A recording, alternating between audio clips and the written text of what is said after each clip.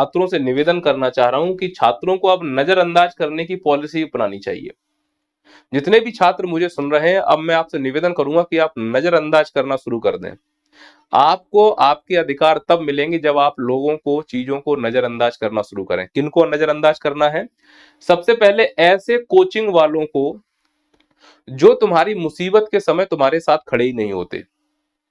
ऐसे कोचिंग वालों को पहले नजरअंदाज करो।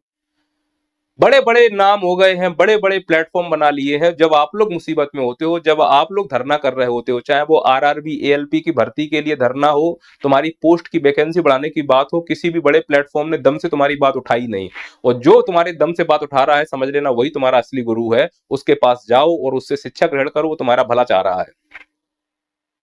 फिर वो चाहे एमपीपीएससी पेपर लीक हो, राजस्थान में पेपर लीक हो, मध्य प्रदेश में पटवारी घोटाला हो, जो भी आवाज उठा रहा है, जैसे अभी उत्तर प्रदेश पुलिस के लिए आवाज उठाई है जिन जिन अध्यापकों ने, वो जमीन पर आए हैं तुम्हारे लिए, वो धरने पर बैठे हैं तुम्हारे साथ, उनको सरकार ने जेल में डालने का भी दिया है, और सरकार ने कहा है कि अगर तुम बच्चों के साथ आओगे तो इसके जिम्मेदार तुम होगे। फिर भी ऐसे शिक्षकों को मैं नमन करता हूं जो यूपी के बच्चों के साथ ग्राउंड पर काम कर रहे थे। ऐसे गुरुओं को कभी साथ मत छोड़ना, समझ जाना वो आपका सच में भला चाहते हैं। चूंकि उन गुरुओं की भी आजीविका है, तो आपसे वो इतनी भी फीस नहीं वसूलेंगे कि आप अफोर्ड ना कर पाओ। वो 400, 500, 300, 800 रुपए ऐसे पढ़ा रहे हैं सभी लोग, तो उनका भी घर का खर्च चल रहा है और वो आपके लिए भी शिक्षा का काम कर रहे हैं, और सबसे बड़ी बात है वो आपके मुसीबत में खड़े हैं। अपने सच्चे गुरुओं को कभी मत छोड़ना। और मैंने देखा है कई यूपी के ऐसे टीचर हैं जिन्होंने सच में बच्चों का साथ दिया है, उन सभी अध्यापकों को मेरा नमन है।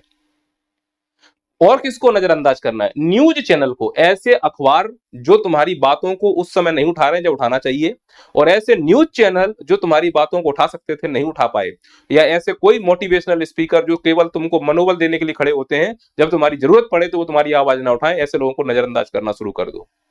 और तीसरा, उस जनप्रतिनिधि को, विधायक को, पार्षद को, सांसद को जो सिर्फ चुनाव के समय, वोट मांगने के समय तुम्हारे दरवाजे पर तुम्हारे पैर छूने आता है, नजरअंदाज कर दो ऐसे लोगों को।